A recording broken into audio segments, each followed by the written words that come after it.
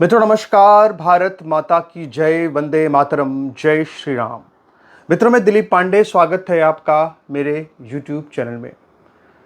मित्रों आज अपना ये वीडियो शुरू करने से पहले हमारी आपसे कुछ अपील है, और वो अपील ये है कि आप देख सकते हैं मित्रों कि हम जो भी कार्य करते हैं अपना। मित्रों नमस्कार, भारत माता की जय, वंदे मातरम, जय श्री राम। मित्रों मैं दिलीप पांडे, स्वागत है आपका मेरे YouTube चैनल में। मित्रों सबसे पहले तो मेरा आपसे निवेदन है कि हमेशा की तरह आप हमारे वीडियो को लाइक करें, वीडियो को शेयर करें, चैनल को सब्सक्राइब करें, अपने कमेंट्स लिखें इस वीडियो पर कि आप क्या सोचते हैं हमारे इस वीडियो के बारे में।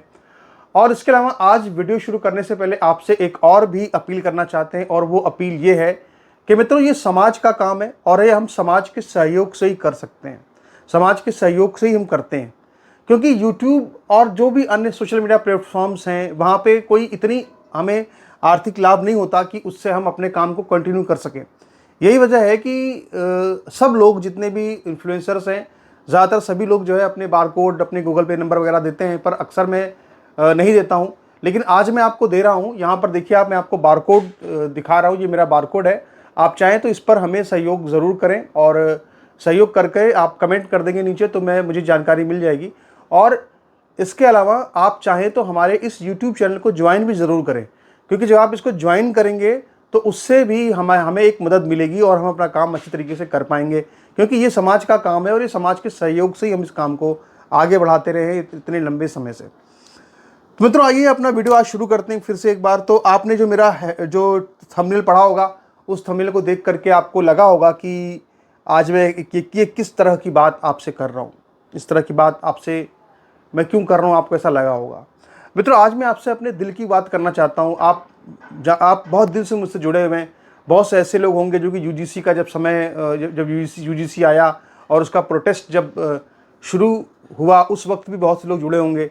आप सबने देखा होगा कि यूजीसी के मामले में मैंने जो महामानव हैं उनकी अत्यंत कटु आलोचना की। और मैंने वो आलोचना क्यों की ये सबको पता है, मैंने बार बार कारण बताया कि क्यों उनकी आलोचना की जानी चाहिए। लेकिन जब ये पूरा मामला लेकिन इसके बाद जब स्टे लग गया तो कहीं ना कहीं फिर मैंने अपने आप मन को थोड़ा सा बांधा कि अब इसकी आवश्यकता नहीं है कि बिना वजह किसी मामले को खींचा जाए।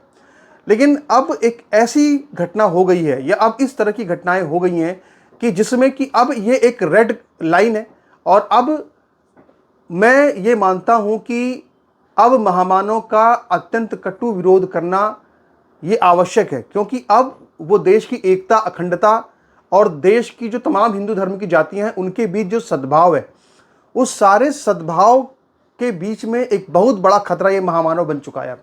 क्योंकि ये पूरे हिंदू धर्म को पूरी तरह से जातियों में विभक्त करके, उनको पूरी तरह से तोड़ करके खत्म करने के लाइन पर रास्ते पर चल चुका है। और अगर देखा जाए तो साफ लगता है कि जैसे ये जिहादियों के एजेंडे को फॉलो कर रहा है। ये जैसे ऐसा लगता है कि भारत के दुश्मनों के, नक्सलियों के एजेंडे को बिल्कुल हूबहू फॉलो करता नजर आ रहा है। और अब हमारे पास कोई विकल्प नहीं बचा है कि हम इसके समर्थन में कुछ कह सकें। हमारे पास कोई तर्क नहीं बचा कि हम इसके समर्थन में कुछ कह सकें। इसलिए आज मैं आपको अपने दिल की बात बता रहा हूं कि अब मैं इसके समर्थन में कभी भी खड़ा नहीं हो सकता हूं, अनलेस कि अगर ये भारत राष्ट्र की बात होगी, अगर युद्ध होगा तो अवश्य ही हम समर्थन करेंगे इसका। लेकिन अब हम महामानव का आगे समर्थन नहीं कर सकते, क्योंकि अब महामानव ने सारी रेड लाइंस जो है वो क्रॉस कर दी है। और वो मैं क्यों कह रहा हूं आपसे, क्यों कह रहा हूं, जरा बात को समझिए, पूरी ध्यान से समझिए बात को। मैं आपको अपनी बात पूरी समझाना चाहता हूं आज।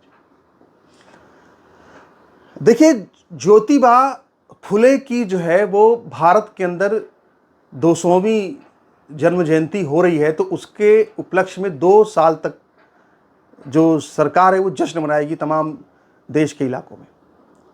और अब जो है, जो ज्योतिराव फुले के समर्थक हैं वो ये मांग कर रहे हैं कि जो उनकी पुस्तक 1869 में प्रकाशित हुई गुलामगिरी, उसको पूरे देश में खूब उसका प्रचार किया जाए, प्रसार किया जाए।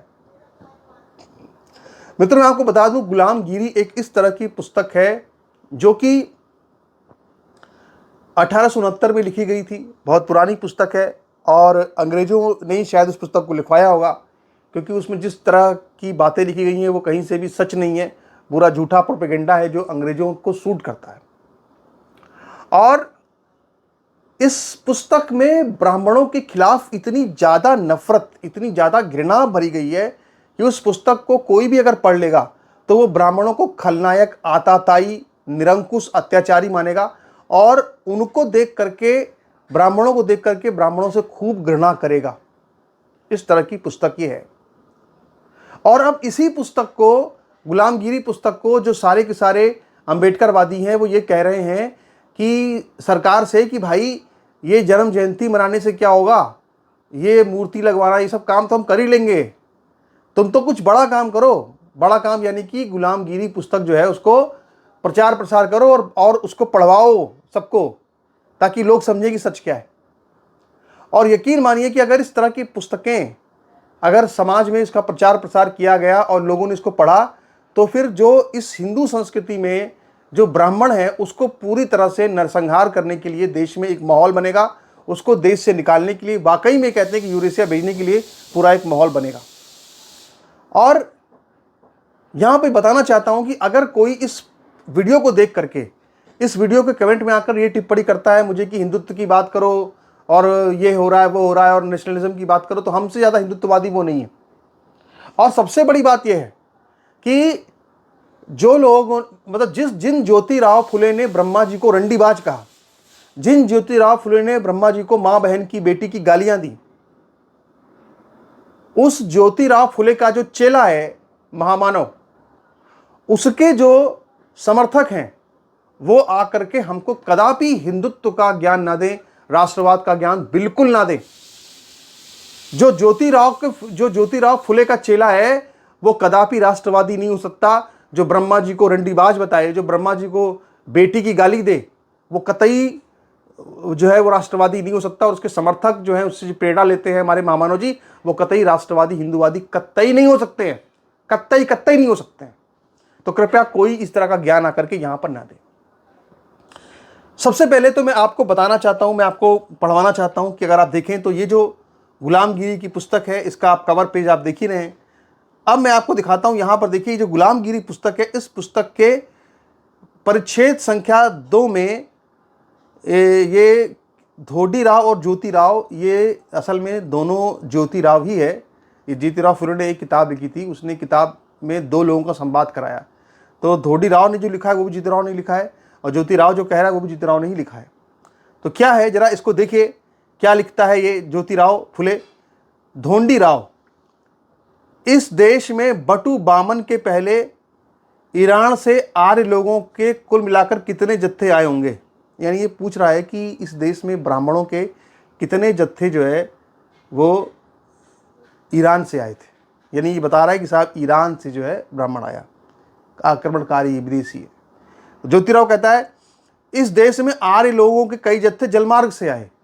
फिर धोडीराव कहता है कि उनमें से पहला जत्था जलमार्ग से लड़ाकू नौका से आया था या किसी और मार्ग से। फिर ज्योतिराव कहता है कि लड़ाकू नौकाएं उस काल में नहीं थी, इसीलिए वो जत्थे छोटी छोटी नौकाओं पर आए थे और वे नौकाएं मछलियों की तरह तेजी से पानी के ऊपर चलती थीं, इसलिए उस जत्थे के अधिकारी का उपनाम मत्स्य हो गया। फिर धोंडीराव कहता है कि फिर ब्राह्मण इतिहासकारों ने भागवत आदि ग्रंथों में इस तरह लिखा है कि उस जत्थे का मुखिया मत्स्य से पैदा हुआ था। इसका मतलब क्या होगा? मतलब इस पूरे जो संवाद है, इस संवाद में दिखाया क्या जा रहा है कि जो ब्राह्मण है वो तो ईरान से आया है, यहाँ का नहीं है ब्राह्मण। ब्राह्मण तो बाहर से आया, ब्राह्मण तो विदेशी है। और ऐसे इस ज्योतिराव फुले का, जो कि बार बार अपनी पुस्तक में लिखता है कि दयालु अंग्रेज सरकार, दयालु अंग्रेज सरकार, इस तरह का जो ज्योतिराव फुले है, इस तरह के व्यक्ति का महिमा मंडन, उसका प्रमोशन, उसको उसकी 2 साल की जयंती कौन मना रहा है? महामानव मना रहा है। और इसके लिए मैं सिर्फ महामानव को जिम्मेदार मानता हूं, क्योंकि वो देश का मुखिया है और जो वो और वही काम वो अपने पार्टी के नेताओं से करवा रहा है, सबसे ट्वीट करवा रहा है, सबको कह रहा है कि तुम इसकी मूर्तियां लगाओ, ये करो वो करो। वही यूपी में हो रहा है, वही हर जगह हो रहा है। लेकिन अब क्या करें, हम भी इतने मजबूर हैं कि सबको तो हम ये नहीं कह सकते कि सब बाहर निकल जाओ। हो सकता है कि चलो, लेकिन मुख्य रूप से जिम्मेदारी जो है वो इसी महामानव की, क्योंकि वो ये सब काम वही करा रहा है, और ब्राह्मणों को विदेशी बताने वाले व्यक्ति का इतना प्रचार प्रसार कर रहा है। इसमें जिस तरह की बातें लिखी हुई ना, अगर इसको पूरा आप पुस्तक खुद निकाल के पढ़ लीजिएगा, सब इंटरनेट पे अवेलेबल है, और पढ़िए, उस देखिए कि इसमें कितनी ब्राह्मणों के खिलाफ घृणा है, कितनी इसमें घृणा भरी गई है जो है हमारे हिंदू धर्म के खिलाफ में। कोई देवता छूटा नहीं है, सबको माँ बहनी गालियाँ दी गई हैं, और वो किसने दी हैं? इस ज्योतिराव फुले ने दी हैं। और इस ज्योतिराव फुले को सर पे बैठा करके ये महामानव घूमने लगा है पूरे देश के अंदर, समझ रहे? तो दरअसल इससे समझ में क्या आता है? इससे समझ में ये आता है कि दरअसल ये जो शुरू से आप गुजरात में आप देखिए जिस तरह से वहां पे ब्राह्मण नेताओं को रास्ते से हटा दिया गया, पूरी टाइमलाइन पे जरा गौर कीजिए, टाइमलाइन समझिए तो आप बात समझ पाएंगे टाइमलाइन है क्या। टाइमलाइन क्या है? होता कि पहले ब्राह्मणों से इसकी जो नफरत है वो तो उसी समय जगजाहिर हो जाती है जब ये अपने ही सूबे में ब्राह्मण नेताओं को, बड़े बड़े ब्राह्मण नेताओं को अपने रास्ते से हटा देता है। लेकिन उस वक्त जो है सभी जो ब्राह्मण समाज था, पूरा देश का जो हिंदू था, वो इसलिए इसके पीछे चला या इसलिए एक तरह से इसको सम्मानित करता रहा क्योंकि लोगों ने समझा कि ये हिंदुत्ववादी है।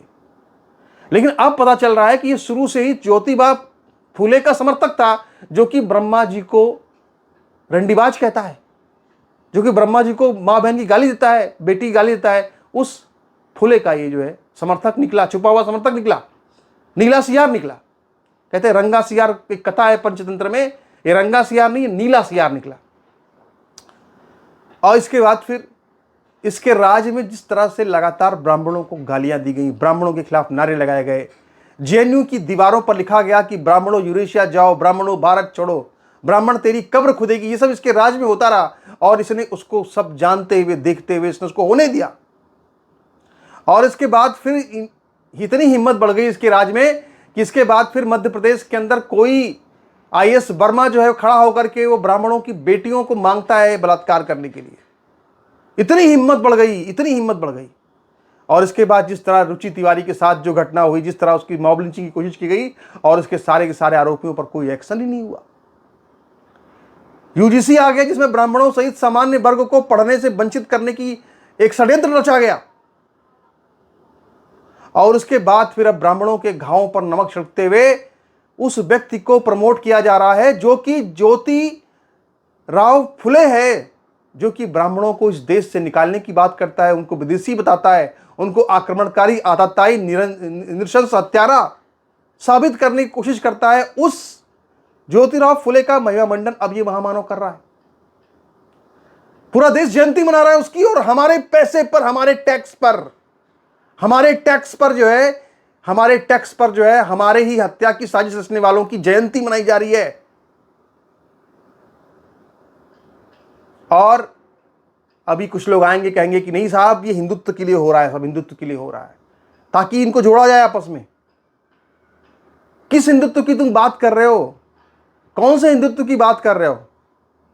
जो महामानव जो है वो ईद पर जिहादियों को ईदी बांट रहा है बिहार के अंदर चुनाव के पहले, और जिस महामानव के राज में आप सोचिए कि ये ऑन रिकॉर्ड है, उत्तर प्रदेश की सरकार का बयान है, और वो भी एक बहुत बड़े टीवी न्यूज चैनल पर उनके मुख्यमंत्री का बयान है कि उत्तर प्रदेश के अंदर जितनी संख्या मुसलमानों की है उसकी 2 गुनी में वो सरकारी योजनाओं का लाभ ले रहे हैं।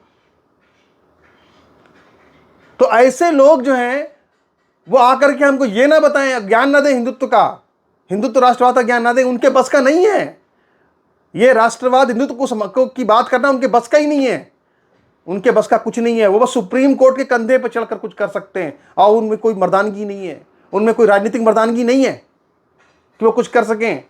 इनसे ज़्यादा मर्दानगी तो इंदिरा गांधी में थी, वो औरत थी तब उसमें इतनी मर्दानगी थी। ये तो मर्द होकर भी इनमें इतनी मर्दानगी नहीं है। तो इनसे कोई हमें उम्मीद नहीं करनी चाहिए ये कुछ करेंगे। ये सिर्फ जो है उस ज्योतिराव फुले के कदम के तलवे चाट सकते हैं जो ब्राह्मणों को जो है देश से निकालने की बात करता है। इससे ज़्यादा इनकी कोई औकात नहीं। गुस्सा आना स्वाभाविक है, सबको गुस्सा आता है। बहरहाल आपके इस पर क्या विचार हैं? अपने विचार रखिएगा, वीडियो को लाइक कीजिएगा, वीडियो को शेयर कीजिएगा और चैनल को सब्सक्राइब कीजिएगा। नमस्कार, धन्यवाद।